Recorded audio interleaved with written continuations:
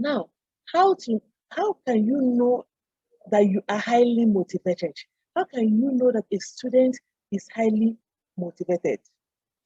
Any student who is highly motivated knows why he or she is in the university. Yes, in town they have just placed a billboard that Whiskey is coming. He's coming, and also Burna Boy is coming. His Jerusalem it was just a boom. Is that why you came? Ask yourself, is this why I came to the university? I know some of you may be encouraged. It's once in a lifetime that you will see Burna Boy. The answer is no. Know why you are in the university, and let why you are in the university overshadow whatever desire you have. I was a student, I would say, it's good you pass through the university and the university passed through you. Good. Thank God that you pass through the university and the university passed through you. But when you go with a class degree or a certificate of participation, or you're expelled, you have not passed through the university. And the university did not pass through you. Because the university doesn't teach you how to go for disco or anything, or to be lazy.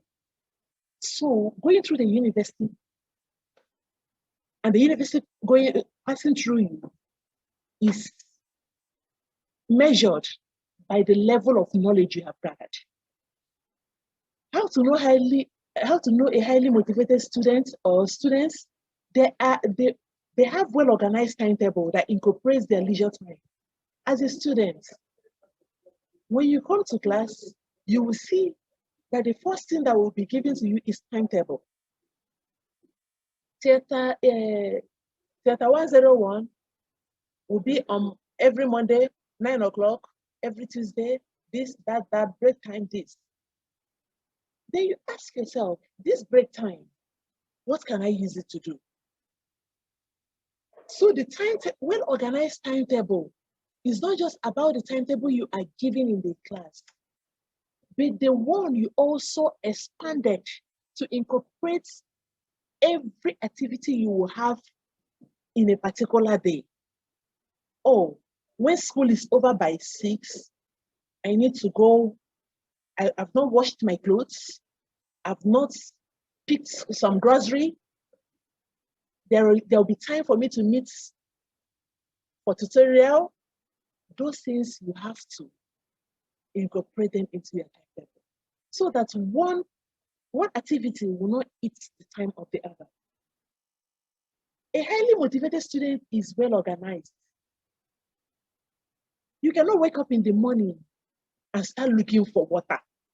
When you know you have 6 o'clock lecture, the water should be there for you when you wake up by 5 o'clock to have your bath and go. And a highly motivated student does not accept average. Let them just give me let my people go. I don't want to have carryover. I don't want to have carryover. Even if it's D, let me just go. No. Somebody is making that first class. That person has one head. That person is created by the same God that created you. You are given the same opportunities to read. You are taught the same thing. Don't accept to be average. A highly motivated student studies, listens, and asks questions in class. Ask. It doesn't matter who is laughing at you. Tell them the ends justifies the means. Laugh at me. Yeah, she likes to be seen. He likes to be seen. He likes asking stupid questions. Ask. So long as you know that you are asking to learn, ask. And they avoid bad habits. If you don't know what is bad habits, cultism is a bad habit. Stealing, avoiding classroom, and borrowing notes to copy. Partying around when you're supposed to be reading, they are part of what I have listed as bad habits. Setting hazy goals, well, I must be a graduate, even if I have the class, so long as I am a graduate, after all, I have something to do. Wrong choice of place of study. While I was a student, we have what they call reading room achievements.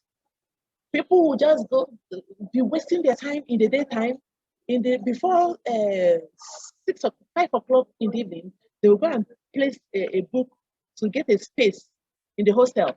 That this is where I will reach. And when they come to maybe their friends, about 4 or 5 people will just occupy a desk, and before you know it, they will come to the reading room. They will gist, and gist and gist and gist. After gisting, some of them will fall asleep. And it's okay, let me just have some time. Let me just take a little nap. Let me just sleep a little.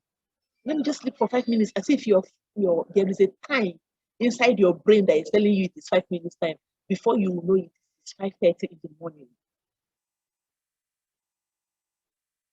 There, you have lost that opportunity to read that day.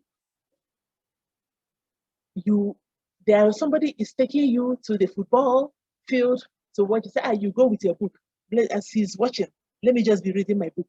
That is a wrong choice of a place of study. Please, there is library in almost all the departments.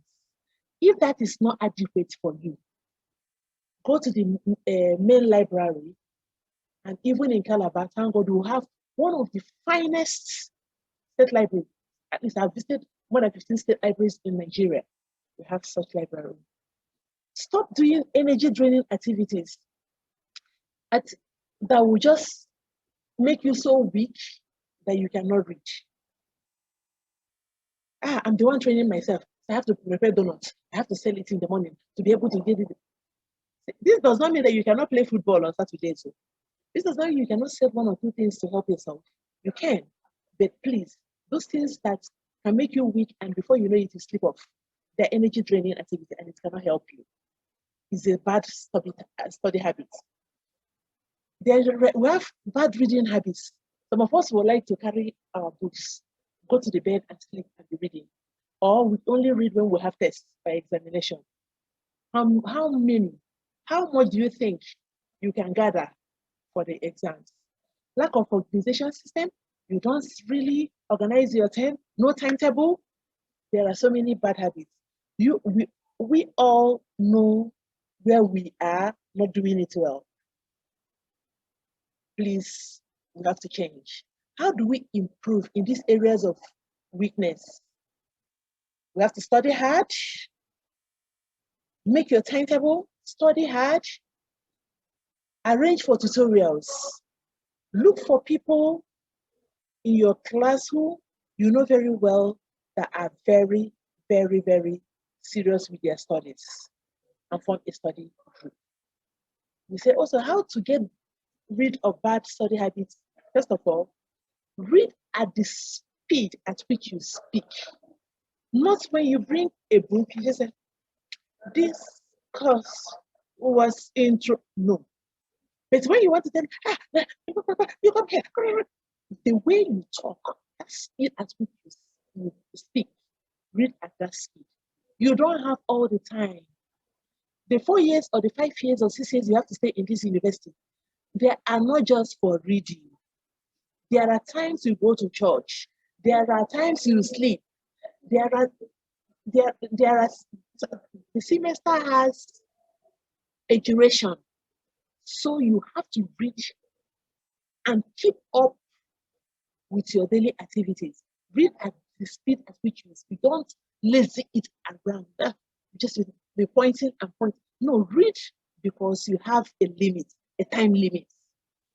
Don't point at words. Be reading as if you are my grandmother. This course was introduced. No, read at the speed at which you speak. Don't move your lips with words when you are reading. Don't do such things. Learn how letters make words. Learn how words are pronounced. Learn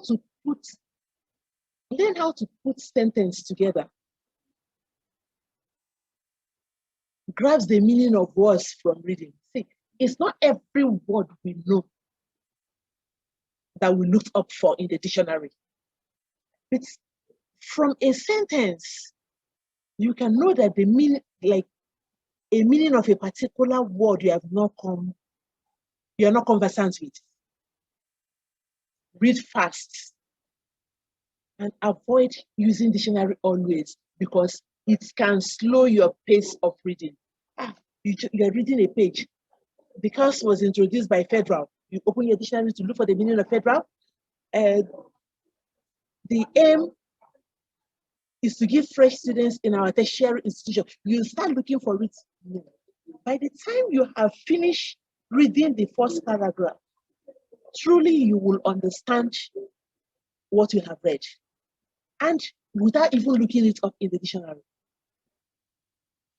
And after, if there are words you are doubting yourself, is it really what it means? In your own personal study time, look for them in the dictionary.